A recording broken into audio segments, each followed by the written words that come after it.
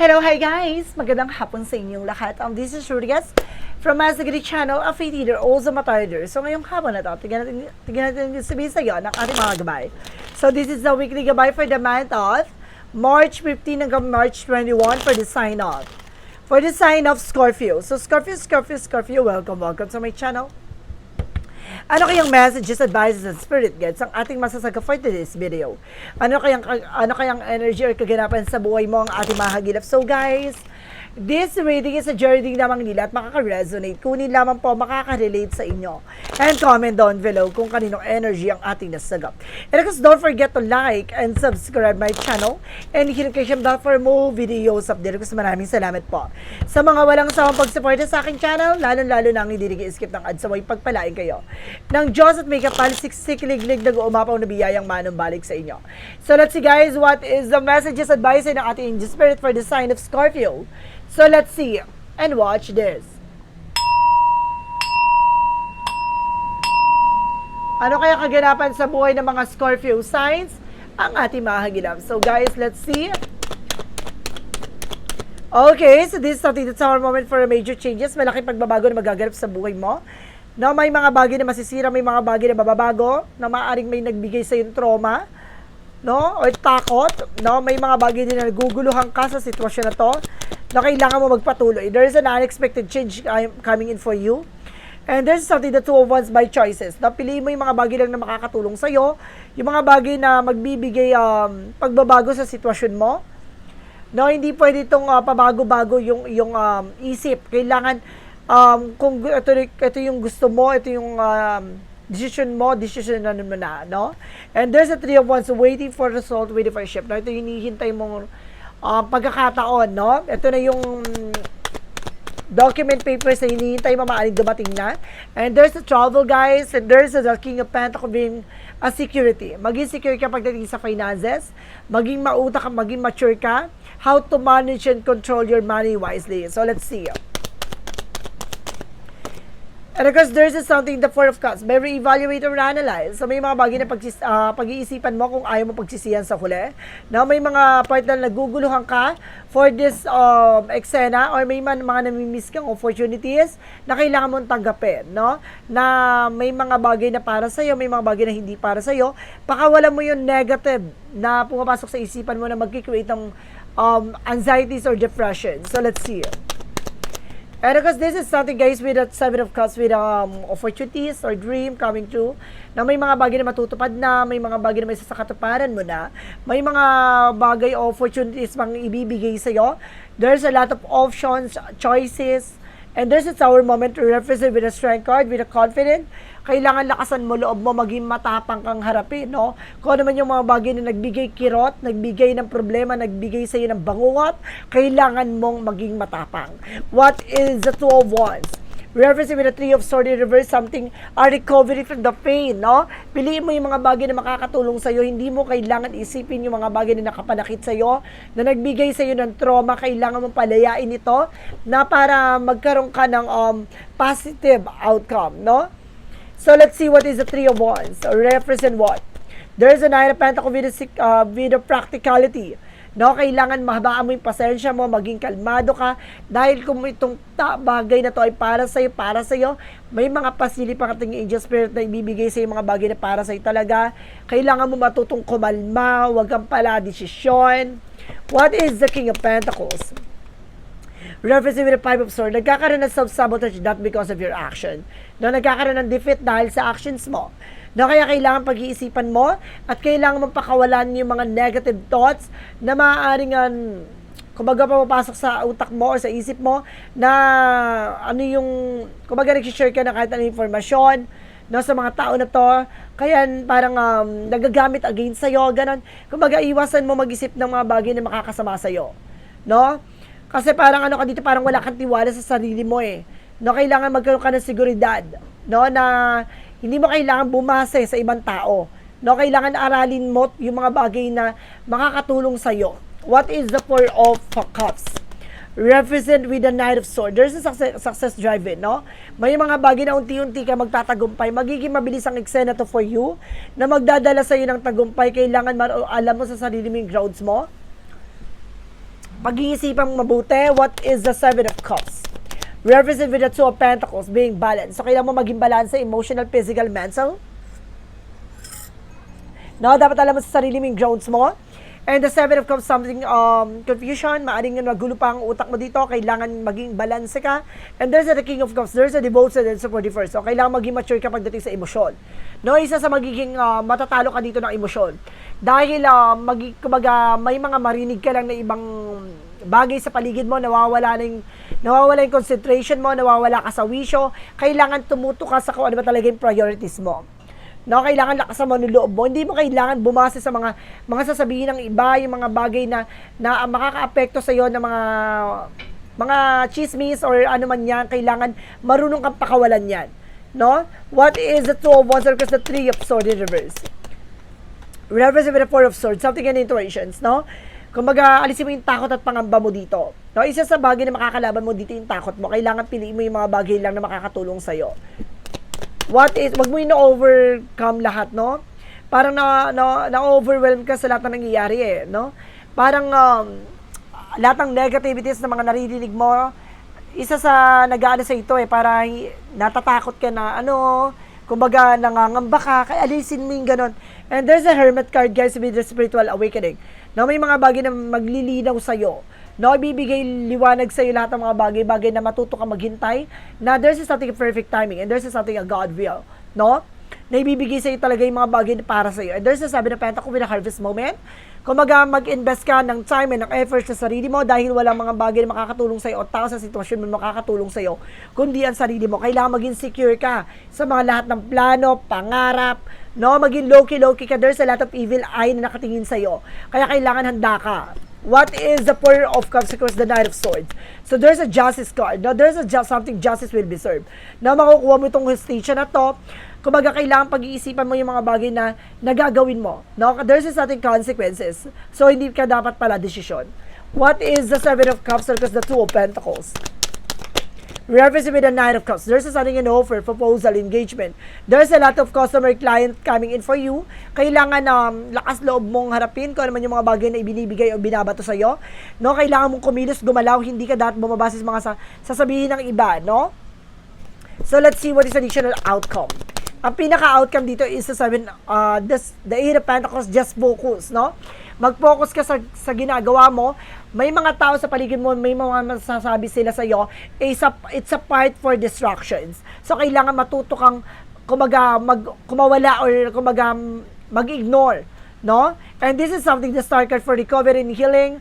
No, huwag ka mag-alala, unti-unting hihilom, unti-unting gagaling kung ano man yung mga bagay na naging sugat sa nakaraan mo. And there's something the lovers, connected with your love life. So, let's see. What is additional messages for finances and career?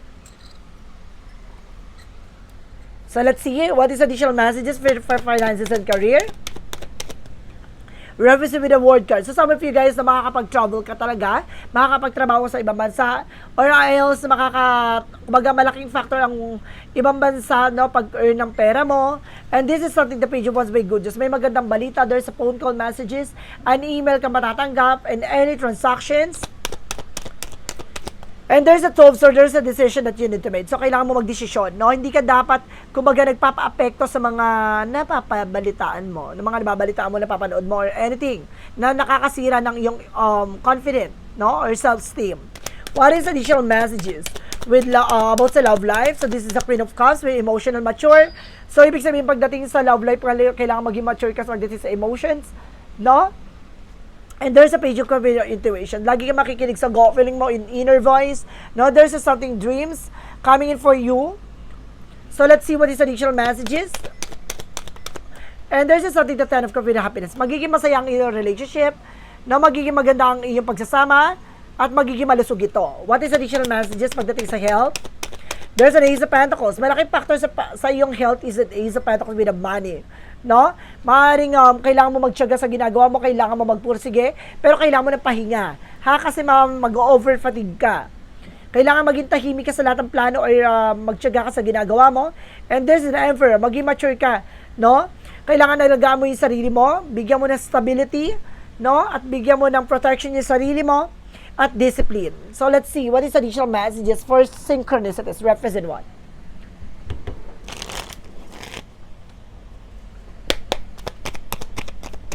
Synchronicity is represented with a star, healing, recovery, na unti-unti ka nang ihilom sa iyong mga karamdaman, unti-unti ka nang gagaling, and there's an artist with a manifestation. May mga bagay na unti-unti ka nang manifest at magiging maganda ang ikot ng kapalaran sa at magiging maganda at makulay ang mundong gagalawan mo. And there's a reflections na mag-ingat ka lang sa mga bagay na gagawin mo dahil lahat ng mga bagay na magre-reflect sa'yo.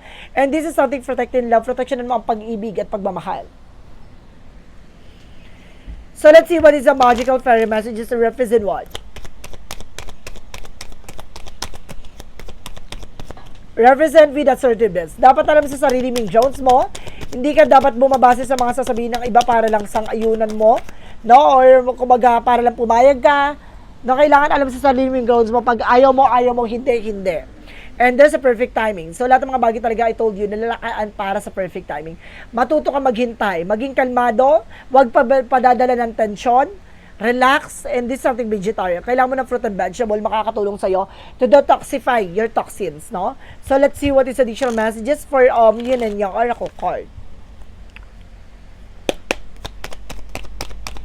And there's a Yin and Yang represent with a shadow, no? There's something, the moon, with a truth reveal. Na may mga bagay na unti-unti mo na matutuklasan, unti-unti mo nang malalaman, no? Unti-unti nang makikitang kahulugan at kaganapan sa buhay mo. And this is something, the growth, no? Kakaroon ka na ng growth and expansion. And this is something, chemistry, no? Pagdating sa pagsasama, kumbaga, palalawigin ang inyong pamilya at ang inyong pagsasama. So, let's see what is additional messages for synchronicities. For a Mystic Love Oracle deck for Romance Angels.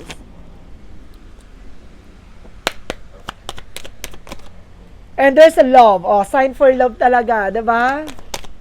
And there's a social media status, no? Keep tabs. So, ibig sabihin, meron dito nag-i-stock sa'yo. Mayroon ka ditong secret admirer. And there's something relation reconnecting, no? Maaring kumbaga, nagkakaroon dito ng konektado pagdating sa love life ngayon, no? Kumbaga, if you're being single, nagkakaroon ng dating, ganyan. So, let's see what is Archangel Michael messages. Archangel Michael messages for you. Sense of humor, no? Dapat titignan mo lagi yung brighter side of situation, no? Being optimistic. Kailangan lagi ka positibo. Lagi ka masaya. And there's a forgive yourself with nothing wrong. No? Patawamin sa sarili mo, wala ka namang ginawang mali. No? Marami lang talaga mapanghusgang tao sa paligid mo. Maraming chismosa, marites. No? There's a lot of crab mentality. Maraming taong nakahatak sa'yo pababa. And you and your loved ones are safe. No? Yung mahal mo sa buhay, safe naman daw. So, let's see what is the angel's answer represent what? I told you, there is a double clarification with a perfect timing. So, see? Sabi ko na nga ba, lahat ng mga bagay na nangyayari sa buhay mo, it's all God purpose and God will. And this is something I hear from now. Ngayong taon na to, babaguhin na talaga ang ikot ng kapalaran mo. And this is something choosing your direction. No? Magkakaroon ka ng bagong direksyon. No? Talaga mawiwindang ka sa bagong pagbabago. No? Talaga magkakaroon kang, magkakaroon ka ng pag-asa. No, talaga itong tagumpay na to ay maaaring unti-unti mo nang malasap. What is the romance angels? Pagdating sa pag-ibig, there's something true love can exist. Talagang meron kang lifetime partner dito, kaya wag kang mag-alala. What is additional messages? With an angel spirit. And of course, this is something guys with adversity, no? This is a lot of challenges. It's the best way to learn. Kailangan mo matuto sa lahat ng mga challenges at the obstacles na nararanasan mo. Maraming sakripisyo ng lahat ng mga bagay na yan. Kailangan mo matutunan yan. And this is not or mapagdaanan. And there's a loneliness. Huwag ka mag-alala, hindi ka nag-iisa. May ka. So let's see what is additional messages. Additional messages represent with a hater, there's something deep love. Napakalalim na pagmamakalan. And of course, this is something, guys, with the golden children. So there's something rare gift. Na may regalo sa ang universe na iba, na may kakayanan kaalaman ka pagdating sa spirituality. Some of you guys manggagamot, some of you guys are readers, some of you guys manghihilat, some of you guys manghuhula or anything na makakatulong, no? Or nagbibigay ka ng services with other people. What is the chakra messages? And there's something perceptions, no? Baguhin mo yung perspective mo and even your mindset. And of course, there's something big giving you lighten, no? Binibigyan kang kaliwanagan dito. And there's a workaholic. So, see, pagdating sa trabaho talaga, no? And this is something destiny to happen. Talaga may mga bagay talaga na para sa'yo talaga. Nakikot ng kaparanan to ay naaaring nakalahad talaga para sa'yo, no? Talagang nakalathala talaga yung mga bagay na magaganap na, no? Nasa propesya, destiny. What is additional messages for Arcangel Raphael messages? And stay positive, see? Manatili kang positibo, hindi ka sinabing positive ka in other way, ha? Charis. And this is something call upon Arcangel Raphael for help. So, kailangan mo ng tulong ng ating Arcangel Raphael. What is additional messages with an angel spirit? Inner self, no? Mas papalawigin, papalakihin, mas lalo pagyayabungin yung sarili mo. And there's an imagination, no? Mas lalo mong unti-unting makikita, no? Yung mga bagay na mangyayari sa isang hinaharap. No? Maraming papasok sa isip mo, plano, pangarap. What is additional messages with an angel spirit? And there's a sensitivity. Kailangan maging sensitive ka sa lahat ng nangyayari. No, hindi ka pwedeng maang-maangan, hindi ka pwedeng bahala na agad-agad. Kailangan maging sensitive ka. What is additional messages? The temple path, discovery. No, marami kang mga bagay na matutuklasan. And this is something of victory. No, patungo sa tagumpay. Wow. What is additional messages with a Mansology represent what? A win-win outcome forecast. No, maaaring ipapanalo mo tong laban na to kaya kumapit ka. Your commitment is being tested. Pagdating sa love life, pagdating sa lahat ng mga bagay, subok ka na daw. What is Jesus' loving quote said?